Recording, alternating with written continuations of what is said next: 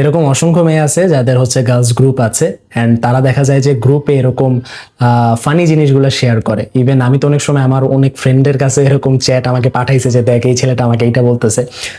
তো দেখেন ভাই, এটা সম্পূর্ণ ছেলেদের উদ্দেশ্যে বলা।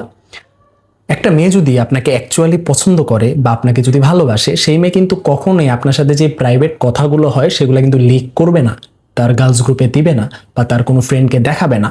বাট আপনি যদি পাগল ছাগলের মতো গিয়া যায় তাকে টেক্সট করেন, হেই হ্যালো কেমন আছো, ভালো আছো, কি অবস্থা, খাইছো কিনা, এই যে যে পাগল ছাগলের মানে পাগল ছাগলদের মতো যে টেক্সটগুলো করেন, এই যে যে এইসব টেক্সটগুলো করতেছেন, এইটার জন্য কি হইতেছে, মেয়েটা যদি আপনার প্রতি ইন্টারেস্টেড থাকে তাইলে হয়তো সে রিপ্লাই করবে, কথা আগাবে।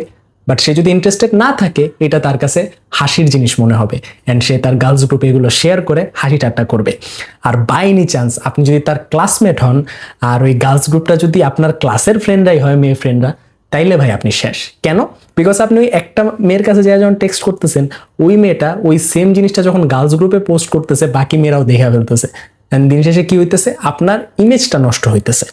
কিন্তু অনেস্টলি স্পিকিং, আমি জানি আপনি খারাপ না, আমি জানি আপনি হয়তো ভালো একটা উদ্দেশ্যেই তার সাথে কথা বলতেছেন, যেহেতু আপনি একটা ছেলে, একটা মেয়ের প্রতি ইন্টারেস্ট থাকা স্বাভাবিক, না থাকাটা অস্বাভাবিক 2026 সালে।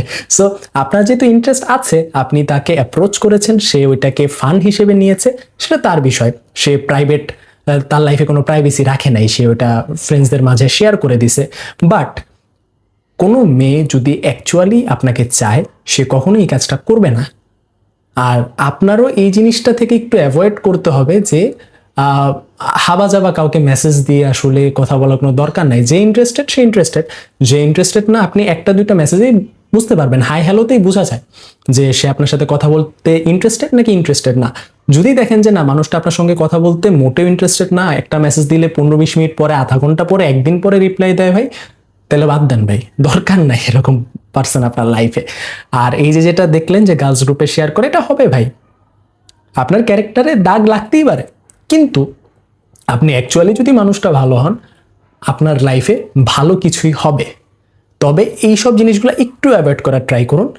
আর যদি কখনো হয়ে যায়, পাস্টে এরকম ভুল হয়ে থাকে, সেটা নিয়ে আফসোস না করে প্রেজেন্টে ভালো কিছু করুন, দেখবেন ফিউচারটা অনেক বেশি ভালো হবে ইনশাল্লাহ।